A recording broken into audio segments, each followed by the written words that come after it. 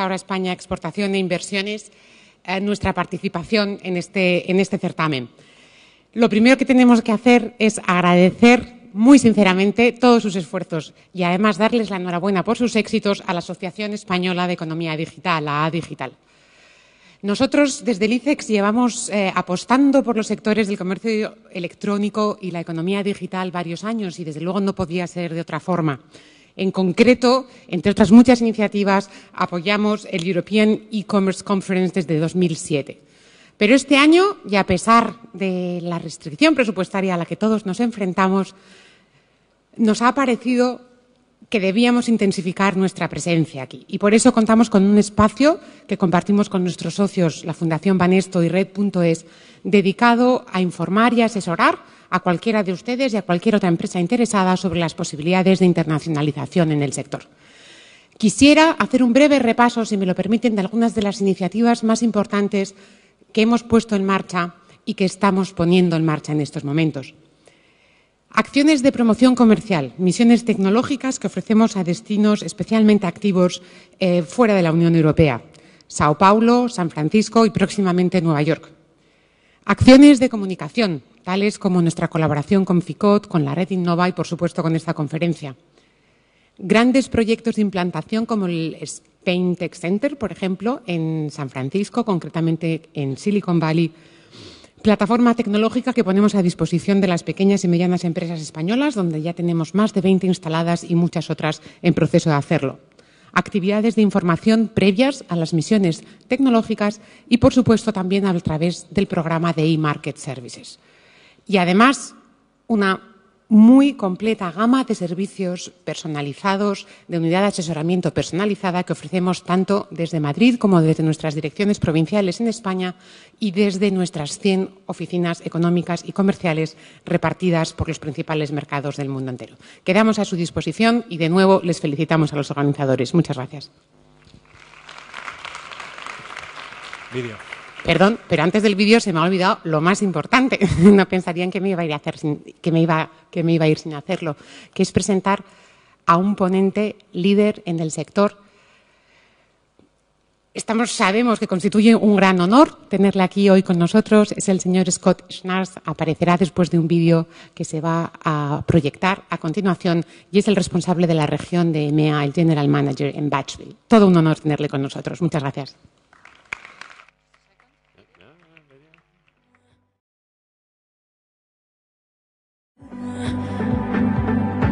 Don't go, and every breath I take I'm breathing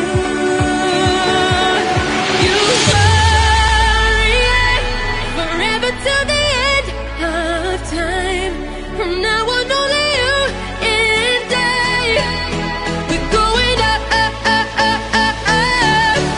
You hurry and never let the beat of us. Let's give a big round of applause to the organizers of the show because they've done a great job and this is a fantastic turnout. Thank you very, very much to Anna and her team here. Where are we here? As she said, my name is Scott Schnaars. I'm the General Manager of EMEA for Badgeville, the global leader in gamification. I'm going to be talking today for about 20 minutes. I'm going to talk about 4 things today. For about 5 minutes each. So I would love your attention for just 5 minutes or 4 chunks of 5 minutes each. This is my standard disclaimer. Please tweet, post on Facebook, pin, do whatever you want with this information. If you love something that I talk about today, please come see me. If you hate something that I talk about today, please come and see me. We're all friends, and I've got green pants, so I'm pretty easy to find. So the first thing I want to talk about is how everything is about behavior. I'm going to make the assumption that everyone here has customers, and everyone here has employees of some level or another, and there's all things that you want them to do more effectively. I'm going to talk a lot about social mechanics and game mechanics and reputation mechanics, but really when you get down to it, what we're talking about is changing the way that people behave when they interact with your brand or when they interact with your company as an employee. We're at a great intersection in time right now. There's an intersection between social with Facebook and Twitter and LinkedIn and all of the other social networking companies around the world. With social gaming, companies like Zynga and Playdom and Playfish. We have all of this information about what people are doing, so there's a tremendous amount of analytics as part of this intersection, and the last one is loyalty. Everybody wants more loyalty, whether that's from their customers or from their employees. And when you combine these four things together, we're really at this wonderful crossroads in influencing the way that people behave. When we launched the company 2 years ago, we looked at companies like Zynga, like Facebook, like YouTube, and questioned, why are people spending 2, 3, 4 hours a day inside of each of these experiences? But for everybody else, we're out in the cold a little bit. There's an opportunity here where we're looking at this and people just aren't loyal. They're not spending the time on your site that you want them to do. They're not engaging the way that you want them to. They're not sharing the way that you want them to do. And that's very painful when you look at these other big 3 or 4 or 5 networks out there that are getting all of this traffic. And just as a quick aside, when I see something like this, it pains me. It pains me to my core because a company like Toyota works so hard to get a new customer just to ship it to a third-party vendor. And as the previous speaker mentioned, I see a train wreck coming where one day Facebook is going to need to justify that $100 billion IPO. And all of these companies that have been sending their traffic to this third party are soon going to have to start paying exorbitant amounts of money in order to get that back.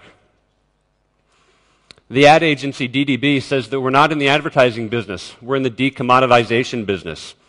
And you have 2 choices on ways to compete in the future here.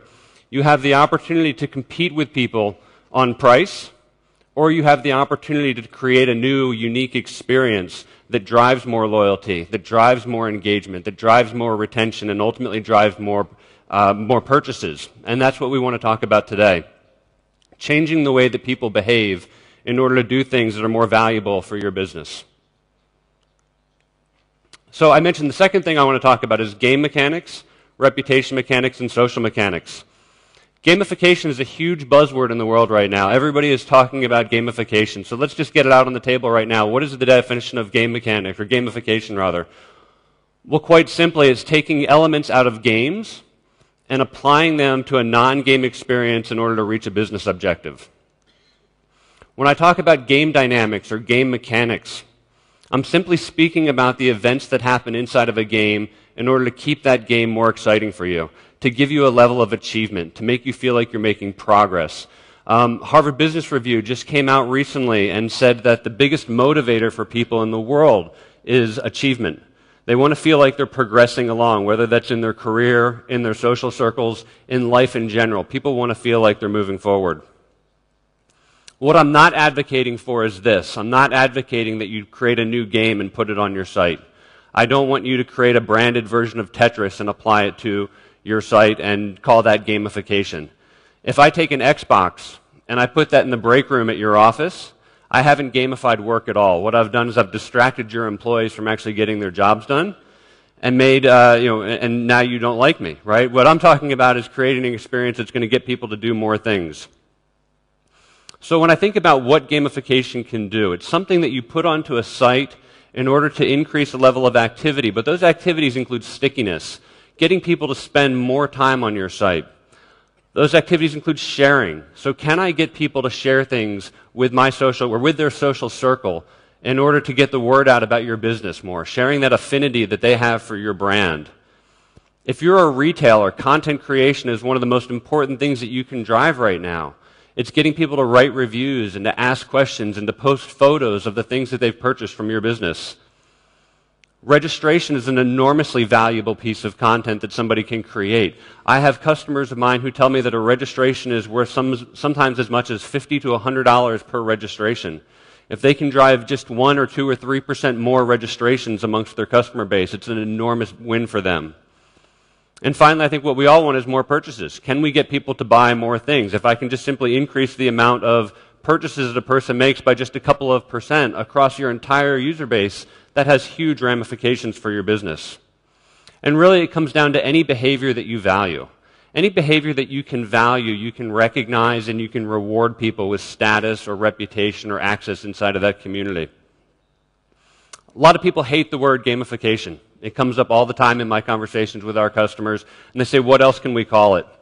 If you call it behavior management, that's a good thing. If you're thinking about ways to motivate employees, employee motivation is a great way of saying it. Don't ever go to your CFO and say, I need some money for gamification. Say, I need employee optimization, and you'll get that budget approved. So now I want to talk about reputation and what reputation does for people. When eBay launched 17 years ago, people said, there is no way I'm ever going to send money to a complete stranger and hope that they send me something. And eBay said, au contraire. eBay said, we will build a reputation management system. And what they've done is what they still have today is what is essentially the gold standard for reputation online. When I look at Mugs 18 here with 143 positive reviews, out of 143 has 100% approval rating, I know that if I send him money, odds are very, very good that I'm not only not going to get my camera equipment, but I'm going to get camera equipment that has high value to it, and it's exactly what he said it is. It's more valuable than money. If Mugs 18 had his reputation in eBay tarnished, his business would go away. And if you don't believe that reputation is more valuable than money, think about some of these people who have been in the news over the last few years, and think about the things that they've done to tarnish their reputation and how it's influenced their overall score, for lack of a better term. Think about areas offline where you have reputation. This could be your neighborhood. This could be your schooling. This could be clubs that you're a member of. I would argue that every single person in this room is here because at work they have a very strong reputation. And you can create reputation for people. When you were in university, they gave you a syllabus at the beginning of every term, and they said, these are the things that we want you to do to be a good student. And at the end of the 4 years, you got a diploma, and that diploma is your reputation. It's something that you put on your resume or on your CV to give you a level of value. Wikipedia was built on reputation. Nobody on Wikipedia is getting paid for the content that they're providing, and they're all providing really good content because of the reputation that they gain out of that. And reputation is monetizable, right? If I look at Microsoft Certified as an example, there are 163,000 people in the United Kingdom that put Microsoft Certified on their LinkedIn profile. This makes them easier to find based on the reputation that they have, and it makes them easier to do business with, and that reputation allows them to monetize that experience that they have. And unlike games, every single game that you've ever played in your entire life comes to an end. Reputation lasts a lifetime, and people will work hard for that reputation, and they will do more and more things if it feels like they are able to build that reputation inside of a community that they care about. And then finally, I wanted to talk about social mechanics. When Facebook launched, one of the great things that they did was they created this concept of the wall. And the wall allowed you to follow people and to start to interact with people who you may or may not necessarily know, but it created a dialogue amongst people. And a few years later, they started to add the concept of being able to follow objects. I can now follow music, and I can follow movies, and I can follow books and clothing purchases, and I can follow photographs. This is a picture of my kids on the first day of school, and you can see the conversation that ensues between this object, or that was started because of this object, and all of my wife's friends on Facebook. What that is, what that's created is a social mechanic. And what that social mechanic does is it creates a Pavlovian response. Every time your phone vibrates in your pocket, or every time you see that little icon change in the upper left-hand corner of Facebook, and you see that you've got a new notification, the first thing that you do is go right back to Facebook to see what it is that people are saying about you. It's Pavlovian and it's egotistical, and every single person in this room does it, including myself. But it's a great thing for driving your business and getting people to interact with your business more effectively by driving people back to your site again and again and again based on objects that they either have an explicit or implicit interest in. So now that we've talked about game mechanics, and we've talked about social mechanics, and we've talked about building out reputation, what we've done is we've built this engagement layer that can sit across your entire user experience to recognize and reward and alert people to changes and things that they've done well inside of that. And what's this engagement layer do? Well, quite simply, it drives lift. And that's what we look at when we work with our customers at Badgeville, is driving lift. We want to show engagement. Are people doing more things when they're interacting with your brand? Are they coming back more frequently? And we assume if they're doing more things and they're coming back more frequently, hopefully they're buying more things. And if they're doing more things and coming back more frequently and buying more things, we hope that they're telling their friends about it as well. And so far, that's what's been happening. So who is Badgeville? Well, Badgeville, quite simply, is a company that was started 2 years ago with the sole premise of changing the way that people behave. We simply believe that the best way to improve your business is to change the way that your customers and your employees behave in ways that are better for your business. And we've created what we call a behavior platform around that. It's quite simply a software layer that sits on top of all of your digital touch points and recognizes and rewards people for doing actions that are valuable to you.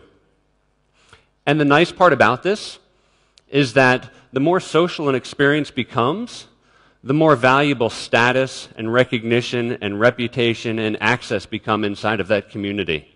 And you can start to recognize and reward people with rewards that are very high value, but have a very low cost associated with them. And over 200 companies are using our platform right now, and they range anywhere from early stage startups to global 500 companies like IBM and Dell and Deloitte are using our platform to change the way that their customers, their employees interact with the different services that they offer. And I just want to talk about a couple of those. The first one that we work with is Samsung. And Samsung came to us and said, we have a problem. People go into electronics retailers and they'll buy a camera or they'll buy a phone, they'll buy a Galaxy Tab, and the first thing they do is when they open up the box, they grab all that paperwork and they throw it right in the trash can. And they never register that device, and we have no idea who those people are. We also want people who are avid customers of ours. We have a lot of customers that love our products, but we want them to come back and we want them to write reviews about our products. And we heard them out and we worked closely with them in order to build out what we called Samsung Nation. And Samsung Nation is a loyalty program specifically designed for Samsung customers where we recognize and reward about 30 different behaviors, but the most important ones on the site for them are registering a product and writing a review on that product. And this program has been so successful for Samsung, it was featured in the New York Times earlier this year. Some of the results that we've seen registered users converted over 40%. We've seen people writing reviews going up over 5 times, and we've seen a 6x increase in the number of conversions. Samsung doesn't actually have a purchase mechanism on their site. What they're doing is they're driving people off to their site. And like I said, this program was so successful, it was featured in the New York Times, and when they asked the #1 guy in this program why he did it, this is a guy that spent hours and hours and hours interacting with the Samsung brand. They said, why do you do this?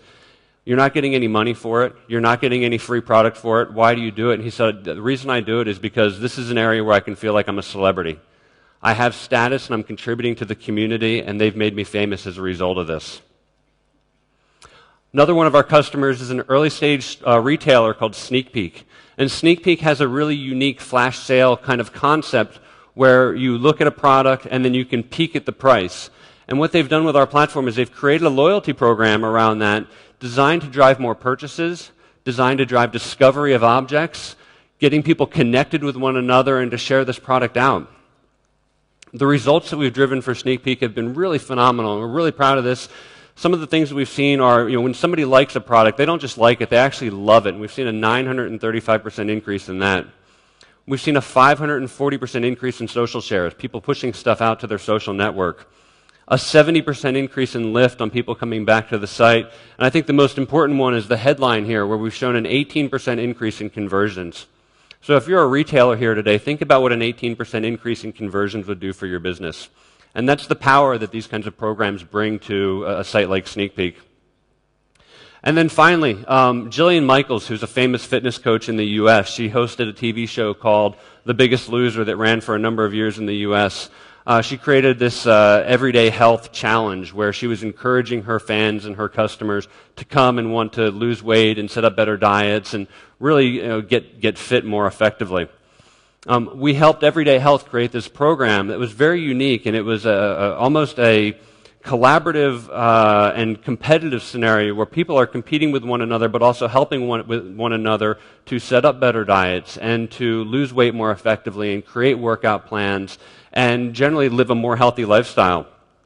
The program drove a 215% increase in weekly retention rate.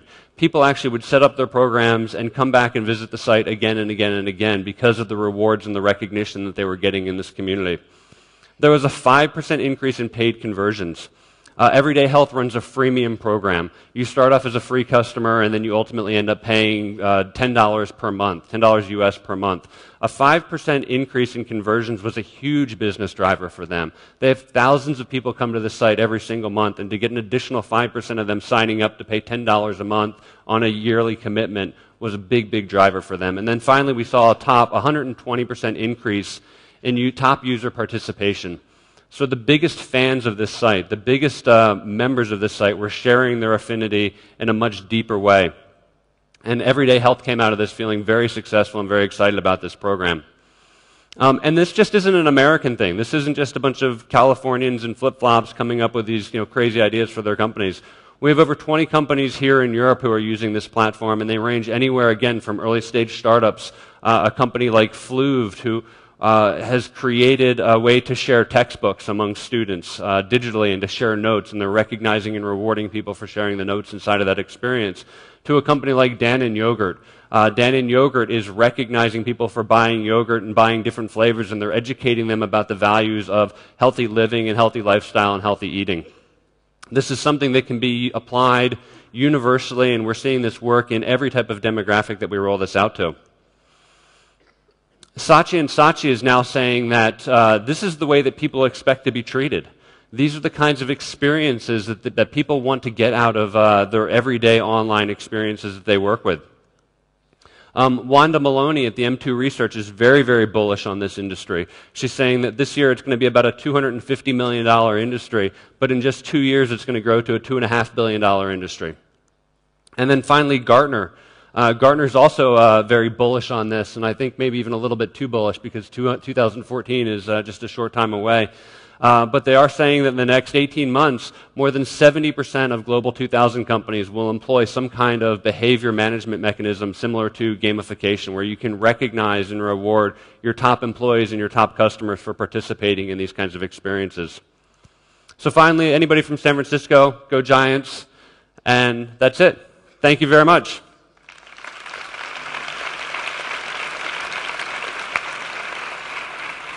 Thanks, Scott. Yeah, thank you. Tenemos tiempo de preguntas otra vez. Si os animáis, vuelvo a no ver nada, así que como no...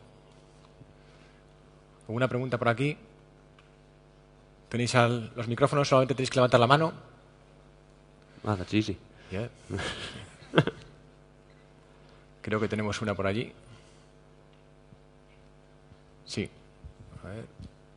Yes, there is one question there. Hello. Hi. Thanks for the presentation. I just have a quick question. What are you exactly doing with Fluved? We are, and I want to be cautious about this under NDA, but essentially what we're doing is so you're familiar with Fluved, I assume, because of the question. We're recognizing and rewarding people for adding content to the textbooks, for adding comments, highlighting notes, essentially interacting with that brand in any possible way that they can. They've built an achievement framework around that. Sí, hay otra por aquí.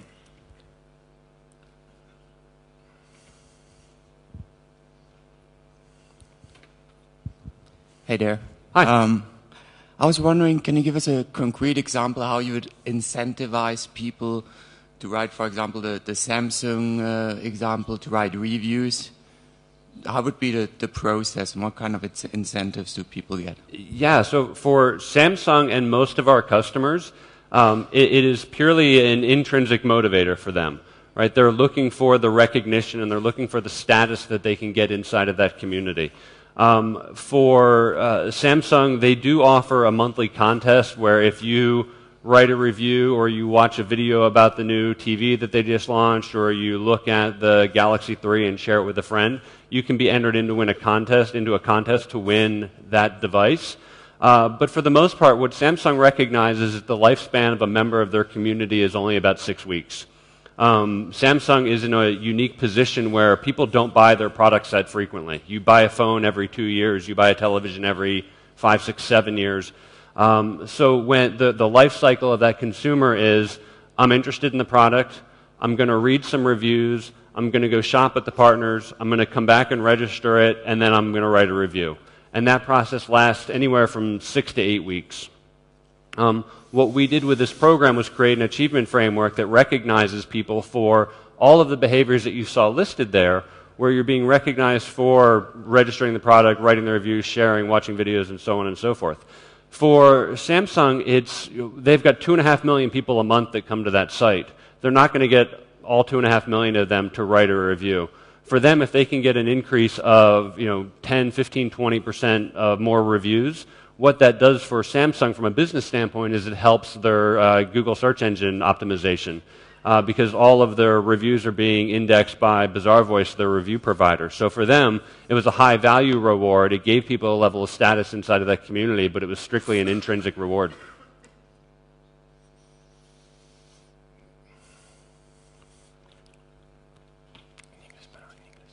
Hello. Hi. Could you explain what is your business model? How you get money in this business? So we're a SaaS-based business model. At the end of the day, we are a software company that licenses our platform and licenses our APIs on an annual basis, just like a Salesforce or a Marketo or an Omniture might do.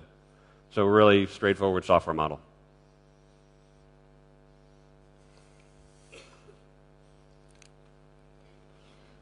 A ver, hay una pregunta ahí. Sí, ahí tienes el micrófono. Hi. Hi. What do you think are the main differences between gamification and loyalty programs? There's a lot of similarity between the two, and I think that it's a very fine line to walk. Where you could, a lot of our customers, I mentioned Sneak Peek, I mentioned Samsung, leverage our platform to drive more loyalty. And I think what gamification does is it helps drive more loyalty, and it can be used as a loyalty program that not only tracks transactional loyalty but also social loyalty as well. A lot of our customers have a transactional loyalty system in place already, but they also want to reward people with those loyalty points, right? If you buy 10 sandwiches, you get your 11th for free. Well, what if you buy 8 sandwiches and you share something on Facebook and you have a clout score of 50 and you have whatever the other behavior might be? That can surface up into that loyalty program to reward people for not just spending money, but also doing other valuable behaviors. Ok. Yo no veo absolutamente nada. O sea, no sé si... Yes, here. ¿Dónde estás? Yes, a question. Okay. You've been talking about Zynga. I don't know if... I'm sorry, where am I looking? Yes, over there. Oh, thank you. Okay. You've been talking about Zynga. Yep.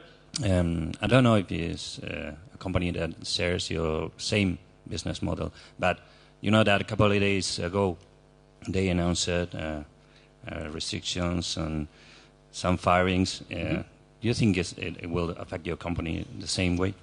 We look at Zynga because Mark Pincus is kind of famous for saying that Zynga is an analytics company that happens to make a game.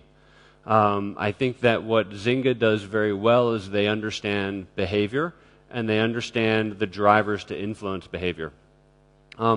I don't know enough about how Zynga runs their business and how Mark runs the business there, so it's hard to say why they did the layoffs. If those were games that people are just tired of, clicking on fake corn, and that's why they turned off the Ville team, or if people were tired of, whatever the other, I forget the other studio that they shut down. I think that it's important to look at kind of two facets of it. One is the behavior modification that I think that Zynga does very, very well, and the other is how do they run their business. And I would say that the layoffs are more a result of the latter than they are the former. So I don't have a good answer, I'm sorry. Thanks. Okay. Ya no hay más preguntas. Thank you very much, Scott. Yeah, thank you.